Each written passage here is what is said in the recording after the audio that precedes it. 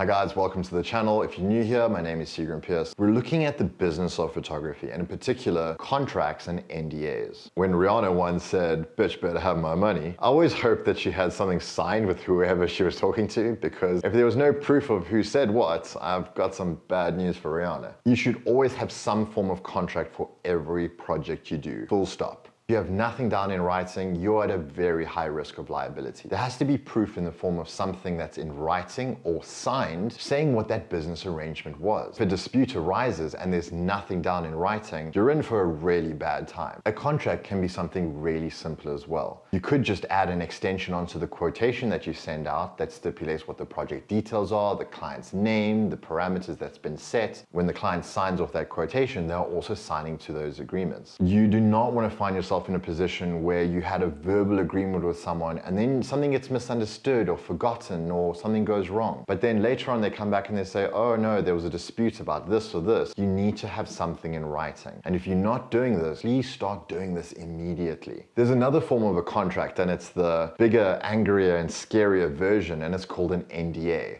A non-disclosure agreement. Now this can be sent to you if you're working with something that is perhaps pre-launch or it has a lot of proprietary design or information involved. It's basically a legal document that states that you cannot leak or share information that gets shared with you. If you do so, you're going to be liable to legal consequences, and they get quite scary sometimes. Just to give you an example, for most of the car advertising campaigns that I'll do, there's almost always an NDA involved, sometimes even before seeing the brief, because the vehicle is either pre-release or prototype even. That brand doesn't want information getting out prior to the launch or the set date for launch. Now, you may never even get an NDA in your life, and that's actually okay too. But should you ever get one, just realize that you need to read it carefully, understand that there's heavy legal repercussions, and it's something that you need to be taking seriously. The main point I want you to take away from this segment is that you need to be making sure that you have your project and the details of that project down in writing before you do it with a client. Never do projects on verbal agreements, no matter who the person is. If you want to sour a relationship really quickly, trust me,